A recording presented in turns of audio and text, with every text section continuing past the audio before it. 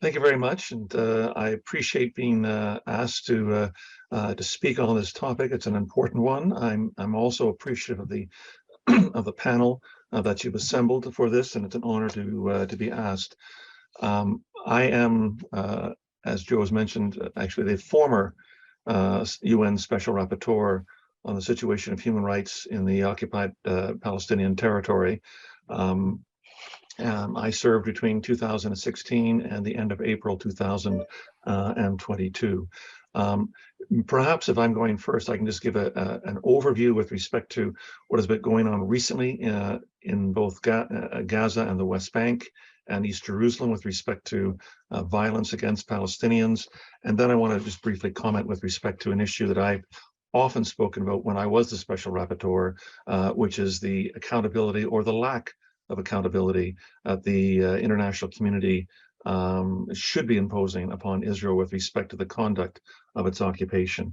There were news reports that were issued in the last day or so said that the death rate on Palestinians in the West Bank is the highest since 2016. At least 85 Palestinians have been killed in the West Bank so far this year. This includes a number of Palestinians. You've mentioned the name, obviously, of Shireen Abu Akleh, who was killed at the beginning of May, almost certainly by Israeli gunfire when she was covering an Israeli military raid on the northern West Bank city of Jenin. There was also another. She was a Palestinian American, and there also was another Palestinian American who was killed, Omar Assad. A 78-year-old man who was coming back from a card game. He was blindfolded, arrested, and left out in the January cold and died under those circumstances. What I want to be able to say clearly with respect to both the West Bank and also with respect to Gaza, and particularly the 49 Palestinians who were killed last month during the brief assault by Israeli military, is that the Israeli occupation is requiring more and more violence and more coercion, including more deadly violence, in order to be able to maintain its rule. That's the, I guess, the key lesson that I take out of the trends over the past while. There's been a growing number of deaths of Palestinians. There are more administrative detainees than there have been for a number of years. There's now more than 600. Palestinians are under administrative detention, which is a form of imprisonment that is very strictly regulated under international law, which the Israelis have used with great abuse over the decades. There is more settler violence than there has been in a number of years with respect to attacks by Israeli settlers in the West Bank. There's been more home demolitions than there has been in a number of years between 2021 and 2022 than there have been in a number of years as well. This indicates to me that there's a growing restiveness in the occupied Palestinian territory against the multiple abuses of the Israeli occupation. It also indicates to me that the hold on power by the Palestinian Authority is becoming more and more shaky, as well as the the security relationship between Israel and the Palestinian Authority has become more and more fractured. The point I guess I want to be able to make, and what I think I can bring to this, is just a comment with respect to international law. We should all remember that international law contains strict prohibitions respecting the use of live fire on unarmed civilian demonstrators, most of which the dead and wounded, many of the dead and wounded appear to have been.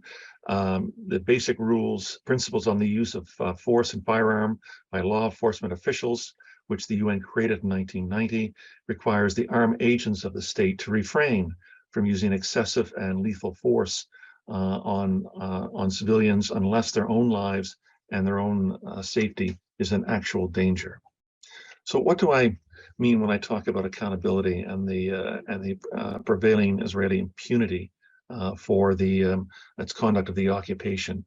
There is no occupation in the modern world that has been conducted with the international community so alert to the many grave breaches of international law, so knowledgeable about the occupiers' obvious and well-signaled intent to annex and to establish permanent sovereignty, so well informed about the scale of suffering and dispossession endured by the protected population under occupation, and yet so unwilling to act upon the overwhelming evidence before it to employ the tangible and plentiful legal and political tools at the disposal of the international community to end this injustice.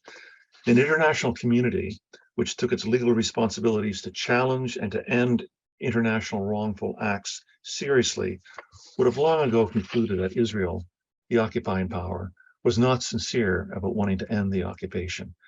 The international community would understand from the glaring examples of what is going on in the West Bank and Gaza and East Jerusalem that muffled protests and meek criticisms by international diplomats are not changing the harsh reality on the ground. The international community that had taken its responsibility seriously would have drawn the necessary lessons from the many unfulfilled Security Council and General Assembly resolutions, the inordinate length of the occupation, the innumerable facts on the ground, and the endless rounds of negotiations. Such an international community would take the prudent and necessary steps to collectively construct a list of effective countermeasures which be appropriate and proportional to circumstances to bring this occupation to an end. Such an international community would realize that bold measures and the determination to enforce accountability in these circumstances would greatly improve the chances that the next obstinate occupier would not likely want to test the resolve of the international community. All this tells us that accountability must rise to the very top of the international political agenda, respecting the illegal Israeli occupation of Palestine. Thank you very much.